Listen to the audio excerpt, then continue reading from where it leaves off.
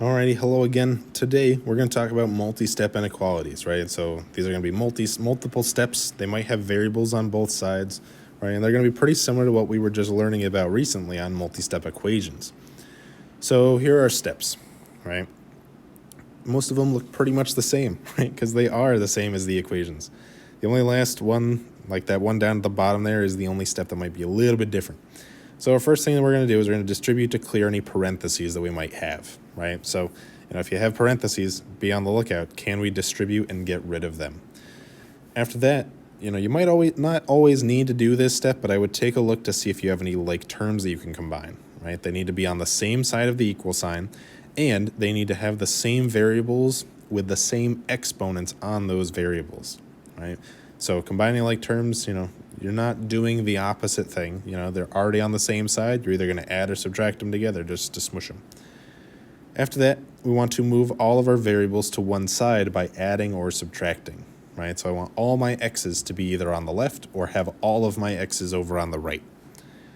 After that, we're going to have all our variables on one particular side. We will then want to move all of our constants, all those numbers by themselves, over to the other side, right? Have them away from where the variables are. Right? After that, we either need to multiply or divide in order to clear the coefficient that's attached to our variable. Right? And then this last step is the only one that's really different than equations. For inequalities, we have an inequality symbol, right? And the direction that symbol is facing makes a difference. So if we end up having to multiply or divide by a negative, we need to flip our inequality sign, right, for reasons that we've discussed in the past. If you're feeling a little hazy on those reasons and you want to talk about them, please make sure that you ask. We can kind of talk through it real quick. Okay, let's jump right in. So we have this inequality here for number one. And what I'm going to do is I'm going to do something similar to what we were doing for the equations. All right, I'm going to draw this line down the middle just to help separate my sides from one another. Right, so as I'm looking at my list up top on the top of this page, right, I don't have to do any distribution because there aren't any parentheses. If I'm looking at the left side and or the right side, I don't see any like terms that I can combine. So those first two steps are done. After that, what I need to do is I need to move all of my x's to be on the same side.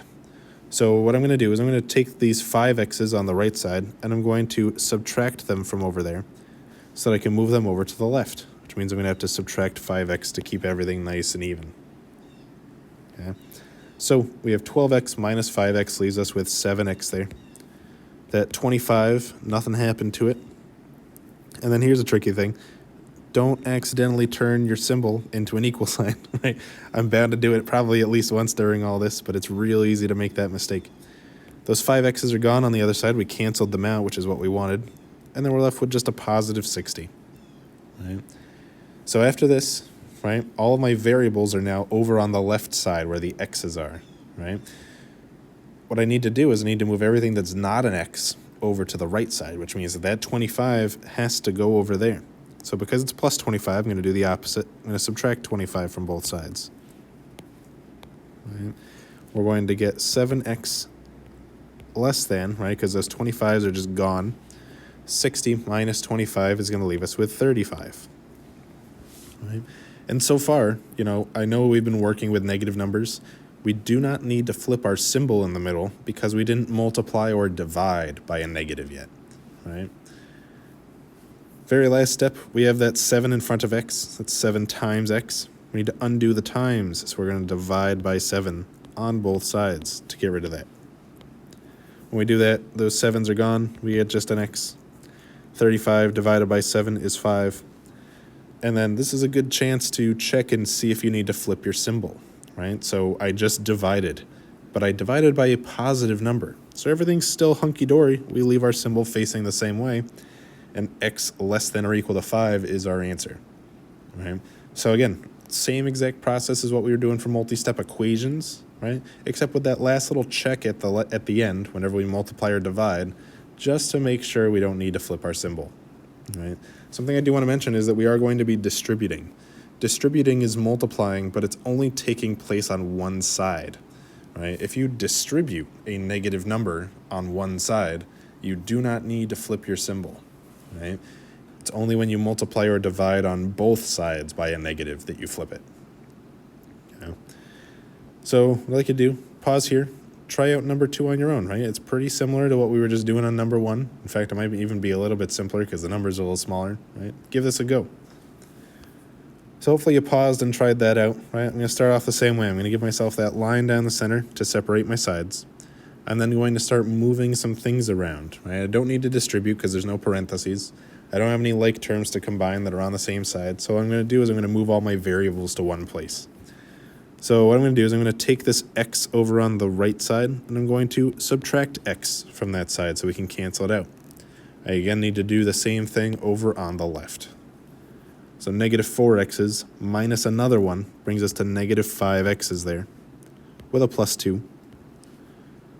Inequality symbol, and then on the other side those x's are gone. We're left with just negative 3. After that, all my x's are over on the left, which means that I need to move this 2 over to the right. So I'm going to subtract 2 on both sides to do that. So I get negative 5x. Those 2's are gone. And then negative 3 minus 2 more brings us to negative 5 on that side. So then from here, we got one step left to do. By one, I mean 1.5, spoiler alert. We need to divide both sides to get rid of that negative 5 that's multiplying the x on the left there. So we'll divide by negative 5. When we do that, those negative 5's are gone. We're left with just x. Over on the other side, negative 5 divided by negative 5 is just positive 1. And then on this one, we did divide both sides by a negative number. So I need to flip my symbol to face the other direction. So x is less than 1. Right? It's a real easy thing to kind of go a little too fast and forget all about. Right? So be careful when you're working through these. All right. Let's try out another one. All right, this one has a little bit of distribution involved. All right, so again, I'm going to kind of separate my sides a little bit. And I'm going to take that negative 3 and I'm going to need to distribute it into these parentheses that it's next to. So negative 3 times x is negative 3x. Negative 3 times positive 1 is negative 3. All right, I'm just going to bring everything else down the exact same as it was. All right, so we did our distribution. I don't have any like terms to combine, so we can skip that step on here. And now I need to get all my x's to one place. All right, so, I know that a lot of people like to have their x's end up over on the left side of the equation. So what I'm going to do is I'm going to take those negative 7x's on the right, and I'm going to add 7x to move them over to the left. All right, so when we do that, negative 3x's plus 7x's brings us up to positive 4x's. We still have minus 3. And then on the other side, those 7x's are gone, and we're left with just 13. Right. So then similar to what we were doing in the past, right? All my x's are on the left. That means that this negative 3 is going to have to get canceled out and moved over to the right. All right, so again, because that was 4x minus 3, we're going to say plus 3 to move that on over. We're left with 4x. The 3's are gone, and we get 16 on the other side. One step left to go. 4x is really 4 times x. So to undo that times, we divide. So I'm going to divide by 4 on both sides. We're going to get that x is less than 4. Right? And you might notice I was a little speedy with that last step there, right? What I really should do is I should take a second and think about, all right, do I need to flip my symbol or not? On this one, we didn't need to. We divided by a positive number, so everything's all hunky-dory. But again, never hurts to be a little careful with that because it does make all the difference. All right. Again, try pausing here. Give this one a go. Unpause when you think you got it. So hopefully you gave that a shot. All right.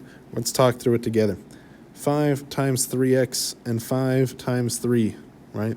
Both times they're going to get 15, except one of them has an x attached to it, just like that first bit there. All right. After that, we'll bring everything else down. After that, I want to get all my x's over to one side. So I'm going to move those 8x's by subtracting them from both sides. When we do that, 15x minus 8x leaves us with 7x. Still have that plus 15. And then on the other side, all we're left with is negative 34. All right, so again, all our variables are over on the left. That means that I need to move everything that's not a variable, right? All the constants need to go over to the right-hand side. So that 15, because it's plus 15, I'm going to say minus 15 to cancel that out and move it over. So we're going to get 7x. The 15s are gone. And then negative 34 minus 15 more brings us to negative 49. All right. After that, we have 7 times x, right? So what I'm going to need to do is divide by 7 on both sides in order to cancel that out. When we do that, again, 7s cancel out. That's what we were hoping for. Negative 49 divided by 7 is negative 7. And then our symbol, right? You might be thinking to yourself like, well, we had negative 49 and we divided it. So that means we need to flip, right? Not quite. We only need to flip when we divide by a negative, right? That was negative 49 divided by positive 7, right? So in this case, we're just going to leave everything just the same, right? That negative 49 was already over there. We didn't really introduce another negative to it, right? So we leave everything just as it is. Yeah. Oh dear. This one's going to have us combining some like terms a little bit. All right, so let's walk through it. First things first is I have some parentheses, and this negative 3 in front of them is going to distribute on in there. All right, again, be sure that you're not distributing too far. That negative 3 doesn't distribute all the way out to positive 4. That positive 4 is not in the parentheses. All right. When we do that, negative 3 times positive 8 is negative 24 with an x attached. Negative 3 times negative 5 is plus 15, right, because it turns positive. And then that plus 4 is along for the ride. And again, just bringing everything else down because we haven't done anything with it yet. Okay, so from here, right, we have negative 24x plus 15 plus 4 on that left side. What I'm noticing is that plus 15 and plus 4 are like terms. I can smush those together. All right, so we're going to get negative 24x. 15 plus 4 is 19. And again, just bringing everything else down that didn't have anything happen to it. Okay. From here, this is where I want to get all my x's to be on the same side, right? So let's add 2x to cancel it out from over there and move it over to be on the left side. Negative 24 plus 2 brings us to negative 22 x's. That plus 19 still there. Over on the right side, those 2 x's are gone, and we're left with negative 3. After that, all my x's are now over on the left-hand side. I need to move that 19 over to the right side. Right. Not only is it the right side that we're moving it over to, it's also the correct side. But haha. Okay, sorry. So we'll still have negative 22x over there. The 19s are gone. We have our inequality sign, and then negative 3 minus 19 more brings us to negative 22. All right. Last step. We need to get rid of that negative 22 that's multiplying x on the left. So I'm going to divide by negative 22. When we do that, they cancel out, and we're left with just x. Over on the right-hand side, that division gives us positive 1. And then we did divide by a negative in red there, right? So I do need to flip my symbol to face the other direction, right? And again, flipping that symbol is an important step, right? If you're thinking about like, oh, all the numbers, like x could be any number less than or equal to 1. That's like 0 and all negative numbers. If you have it facing the wrong way, you're talking about the entire other half of all numbers. That's infinitely many numbers, and not a single one of them would work except for 1. Right, so the inequality symbol does make a difference. Right, just as we've been doing. Right, number 6 is pretty similar to number 5. Right, pause here, give it a shot. If you want to rewind and watch number 5 again, just to kind of get an idea as you work through 6, not a bad idea. So hopefully you gave that a shot on your own. Right, never going to hurt. Right, what we're going to start off with is the same way. I'm going to start by distributing into these parentheses. So we have negative 2 times negative 8 gives us positive 16 with an x attached. Negative 2 times another negative 2 gives us plus 4, right? Because it's positive 4. And again, bringing down everything else that hasn't changed. All right, so now taking a look for any like terms, I'm noticing that over here we have 16x and plus 2 more x's. I can smush those together. 16x's plus 2 more x's brings us up to 18x, with that plus 4 still hanging out. And everything on the right-hand side is real boring. Nothing's happened yet. Until now. right? This is where we're going to move all our x's to one side. So what I'm going to do is I have those two x's over on the right-hand side. I'm going to subtract them from there to help me move them over to the left.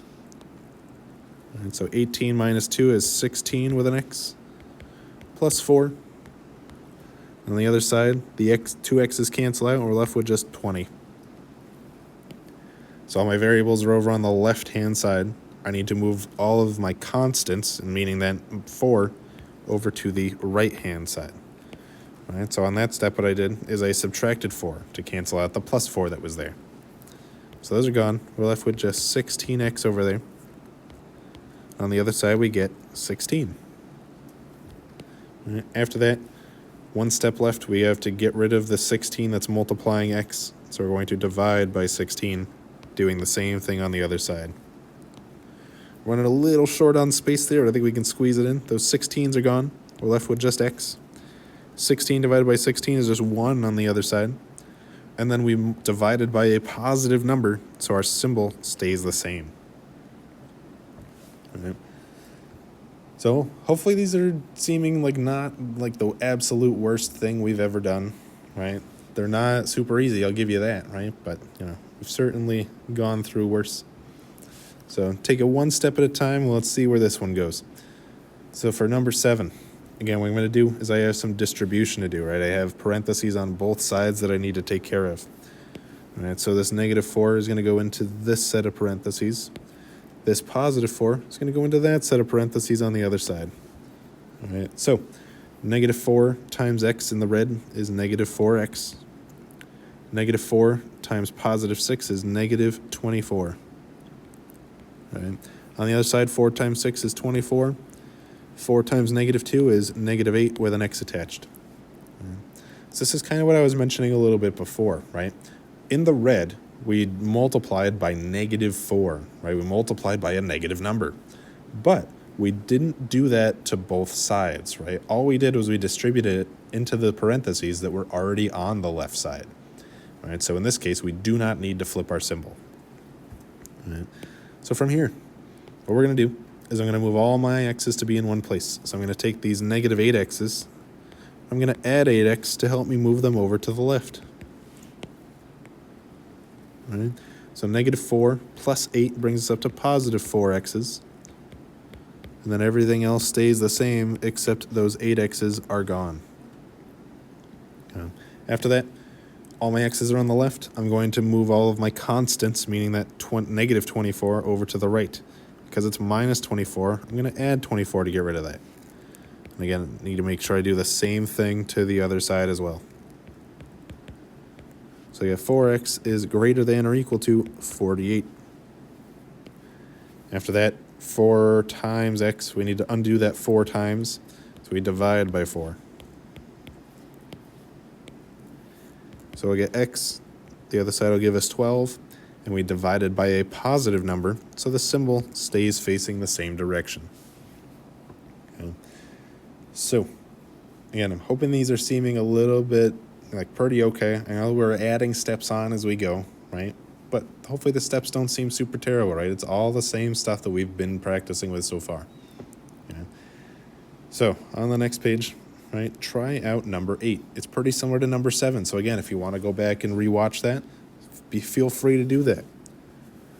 So hopefully you gave number 8 a shot, right? What we're going to do is we're going to start off the same way we did number 7. I'm going to distribute these numbers into these sets of parentheses they're next to. So over in the red, 6 times x is 6x. 6 times 5 is 30. Inequality symbol in the middle. In the blue, 2 times 2x gives us 4x. 2 times 4 gives us 8. And so our distribution's all done. I don't have any like terms, just like number 7. And now what I need to do is move all my x's to one place. So we have 4x over on the right. I'm going to subtract 4x to help me move it over to the left. Right, again, we want to cancel it out from that side. Over on the left-hand side, 6x, take away 4 of those x's, leaves us with 2x. And over on the right side, those 4 x's are gone, and we just have 8. After that, all my x's are on the left. I need to move all my constants, meaning that 30, over to the right. So because it was plus 30, we're going to say minus 30 to move that on over. And so 2x, the 30s are gone. And 8 minus 30 brings us to negative 22 over there. Last but not least, 2x is really 2 times x, so we're going to divide by 2 to undo that. When we divide by 2 on each side, those 2's will cancel out on the left. We're left with just x. Negative 22 divided by 2 is negative 11. And then we divided by a positive number, so we leave our symbol facing the same direction. Right? So x is less than negative 11, and then we're good. So I don't know if anybody has been peeking ahead, but 9 and 10 do look a little bit gross. I'm not going to lie, right? So let's talk through 9, which I think might be the slightly tougher one, and then I'll have you guys try number 10 just like we've been doing. All right, so for number 9, oh, what a doozy. Right, so first things first is that sometimes it's really helpful just to start off with putting that line where your inequality symbol is, right, where the middle is. Separate those two sides from each other. Right, so then if I'm just looking over at the left, right, you can even just like put your hand over your paper, or in this case I can just kind of move it off screen. If I'm looking over there on the left side, I have some distribution that needs doing, right? I have that 2 that's hanging out, right? So let's start off by doing that. So that 2 is going to distribute into there. That 3x doesn't really have anything to go with, right? So it's just going to end up coming down. Over on the right-hand side, again, if I just cover up the other side, on this right-hand side, I have some distribution to do over here as well. That negative 4 distributes into there. Okay. So all we're going to do is we're just going to take care of these one step at a time. Over in the red, 2 times 7x brings us to 14 with an x attached. 2 times negative 6 is negative 12. And like I mentioned, that 3x just kind of comes along for the ride. Over in the blue, negative 4 times 8 gives us negative 32 with an x attached. Negative 4 times positive 3 gives us negative 12. Okay. So over on the left-hand side, I'm seeing that we have some like terms that we can combine. Noticing that this 14x and this plus 3x can kind of smush together. So when I do that, 14 x's plus 3 more x's brings us up to 17 x's. That minus 12 is still there. Then nothing on the other side has changed in this step. Yeah, we're getting real close to the end. So what we need to do now is move all of my x's to one side. So I'm going to add 32x to both sides. Right? What I'll tell you is that if I know I'm moving my x's to the left, that means I'm going to be moving my constants over to the right. Right? If you wanted to, save yourself a little bit of writing, and what I would say is only do this if you're feeling really comfortable with it, is you could also write in your other step, right? So this negative 12 over here needs to get canceled out and moved over to the right. I could also add 12 all in the same step, right? Then you would take care of both things at the same time and save yourself a line of writing, right? I'm not going to do that here because I know that sometimes it can be a little confusing, but that is an option if you're feeling real confident in these. Okay, so when I'm moving those 32x's over to the left, we have 17 plus 32, which is going to give me 49x. That minus 12 is still there. Over on the other side, those x's are gone, and we're left with negative 12. All right, this is where this one's going to get a little tricky. So we have that 49x minus 12 on the left. I want to cancel that 12 out, so I'm going to add 12. And I need to do the same thing on the other side. All right. So what's going to happen is that those 12s are gone. All we're left with on the left-hand side is 49x greater than negative 12 plus 12 is going to bring us to 0, right? Sometimes when 0 comes up, people are like, oh my gosh, how can we even do this, right? 0 is still just a number, right? It just means that there's 0 of anything there. And that's okay. It's going to make our next step real easy, right? We have 49x, which means we need to divide by 49. There aren't many numbers that I'd like to divide by 49 other than 0. So those 49s cancel out over there. We're left with just x. 0 divided by 49 is just 0. Isn't that nice? We divided by a positive number, so our symbol stays the same, and x is greater than 0 is what we're looking for. Right. So when a 0 comes up, it's not always the end of the world, right? Don't get freaked out by it. 0 is still just a number. Don't do like Pluto, right? Pluto is still a planet in our hearts, right?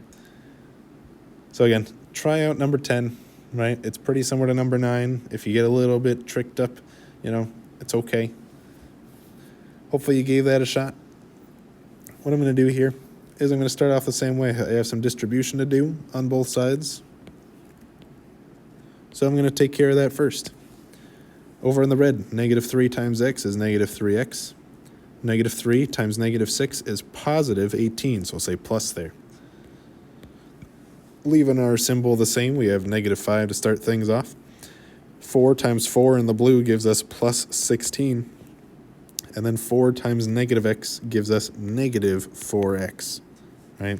If it makes you feel a little bit better about that very last bit of distribution, it's 4 times -1x. You can put that 1 there if you want, right? Most of the time we won't see it, but it is still kind of there. After that, I'm looking for any like terms, and I'm noticing that I have -5 and positive 16 on that side that can smush together. All right, so now nothing's happening over on the left.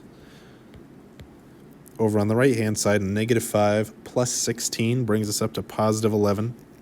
And then we have -4x on the end. And after that, I need to move all my x's to be on one side. All right, so I know that most of the time I've been like saying, oh yeah, let's take these and move them over to the left side. What I'm here to tell you is that if you wanted to move these x's, this -3x, over to the right, that's perfectly fine, right? There is actually nothing wrong with which direction to move your x's, as long as you do it correctly and you move your constants to the opposite side as them, right? Here, what I'm going to do is I'm just going to add 4x to move those over to the left. All right. So -3 plus 4 leaves us with just 1x. Right? Again, that 1 is optional. You could just write it as x. And then everything else stays the same except those 4x's are gone. And after that, all my x's are over on the left. I need to get rid of this 18 and move it over to the right. So again, 1x is really just x. So I'm just going to write x. Excuse me. We have those 18s. They cancel each other out. And over on the other side, 11 minus 18 is -7. Right? We don't even need to divide on this one, right? X is already by itself, right? If you left that 1 there, you could think about it as like, oh, I need to divide by 1, but things stay the same, right? So hopefully you seem pretty okay, right? We're definitely going to practice these some more during class, right? So don't worry if they're feeling a little shaky, right? We will talk about them together. I'll help you out through them, okay? What I'll tell you is that number 11 is a word problem. So if you would like to, right, I'm going to say that the word problem on this one is optional because it's a little tricky and we're not super focused on them this trimester, right? So if you would like to stop here and skip over the word problem, you're welcome to. Just be sure to check on Google Classroom for any additional stuff I might be having you do, right? If you do want to stick around for the word problem, it's not going to be that bad. We're going to talk through it together. It's a good skill to have as we're going to be moving forward in the future through math, right? So here we go with that one. The Smith family planted a 13-foot beech tree and a 7-foot maple tree. So beech trees grow at a rate of 0.6 feet per year. Maple trees grow at a rate of 2.1 feet per year. Whew. We want to write and solve an inequality to see when the maple tree becomes taller than the beech tree. So, you know me with word problems. What I like to do is read through it that first time, and then we're going to read through it again. And we're going to kind of keep note of important information that we have. So they planted a 13-foot beech tree and a 7-foot maple tree. So beech trees grow at a rate of 0.6 feet per year. The maples grow 2.1 feet per year. All right, what we want to do is write and solve an inequality to see when the maple tree becomes taller than the beech tree. Right? So used a couple different ways of highlighting and underlining information here, right? Everything that's in yellow was related to the beech tree. Everything in blue was related to the maple tree, right? I know that we don't all have highlighters that are beck and call all the time, so you might say like, oh yeah, you could underline the beech stuff like a little squiggle, and you could just regular underline the maple tree stuff, right? Whatever works to help you kind of group those pieces of information. The stuff in red is stuff that you don't really need to, write down, right? It's just good to know what you're actually asked to do and what you're trying to find, right? So in this one, we know that we want to write an inequality, and we want to see when, which is actually something I also should have underlined, we want to figure out when the maple tree becomes taller than the beech tree. So if we're trying to figure out when, then that means that I don't know something about the timing of this.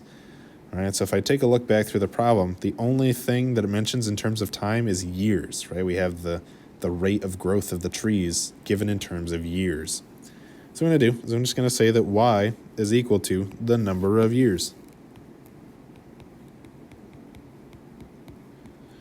Right? Because what we want to do is we want to figure out what that equals. So we don't know how many years it's going to take for the maple to become taller, right? But I need a variable so that I can kind of work with that information before I actually know it. Okay. The other part that's a little bit tricky about inequalities, and I think we ran into last time we did a word problem, I think it was about oranges maybe, right, is trying to figure out which direction your symbol faces. Right, so in this case, right, we got two different categories, right? We have information about a maple tree and information about a beech tree.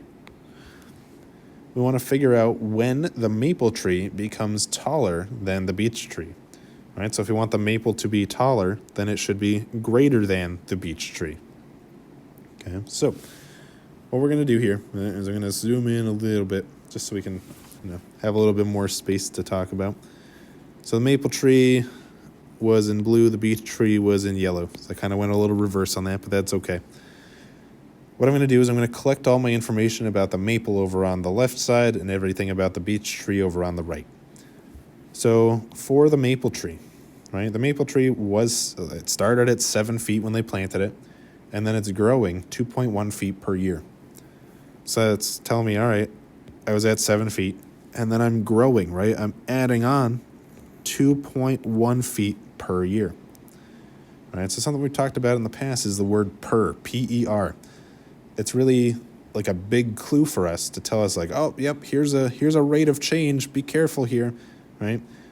When we're talking about a rate of change, that's usually where our variable is going to go, right? Because if you think about it, 7 plus 2.1, just as I have it written there, only shows me 1 year of growth.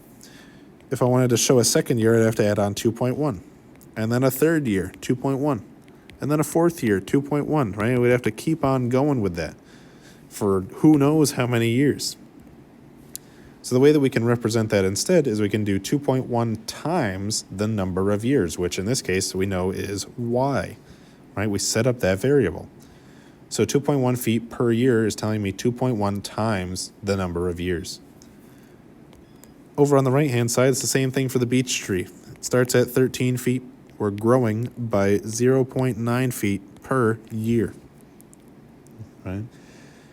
So after that, right, it doesn't look nice because of the decimals, right? But decimals are not as bad as they might seem, right? I would suggest using a calculator because they get a little funky, right? But at the end of the day, this is just a multi-step inequality like we've been solving. So what I'm going to do is I'm going to start by moving all my y's to be on the same side, right? That's my variable in this one. So I'm going to take these 0.9 y's. I'm going to subtract them from over there so I can move them over to the left. All right? Something I forgot to do is to put our helpful little divider line down the middle. All right? So over on the left, we have 7, and then 2.1 minus 0.9 is going to give us 1.5 y's left over. Over on the right side, we have 13, and those 0.9 y's cancel each other out. All right. After that, all my y's are over on the left, which means that 7 has got to go. We're going to move that over to the right. So when we do that, those 7's are gone. We have 1.5 y left over there. And then 13 minus 7 is going to give us 6. Okay. After that, one last little step. This is one where a calculator might come in handy if you're not feeling too comfortable with it. We have 1.5 times y, so I'm going to divide by 1.5 in order to get rid of that. So when we divide by 1.5 on both sides, we get just y. Over on the other side, we're going to get 4. And then because it was a positive number that we divided by, our symbol stays the same. Right? So y is greater than 4. because we're talking about a word problem and we know what y is talking about in terms of units, right? Let's put a unit on there, 4 years. All right, so what that's telling us is that 4 years, anytime from that point forward, that's when the maple tree is going to be taller than the beech tree. And boy howdy, is it going to keep growing real fast, 2.1 feet per year. Whew. Can you imagine if people grew 2.1 feet per year? We'd all be giants, 40 feet tall. Anyway, that's a little weird to think about. So again, be sure to check on Google Classroom for any additional stuff. If you have questions, please ask them when I see you in person. We're going to practice these together. We'll talk it through, and I will see you later. Bye.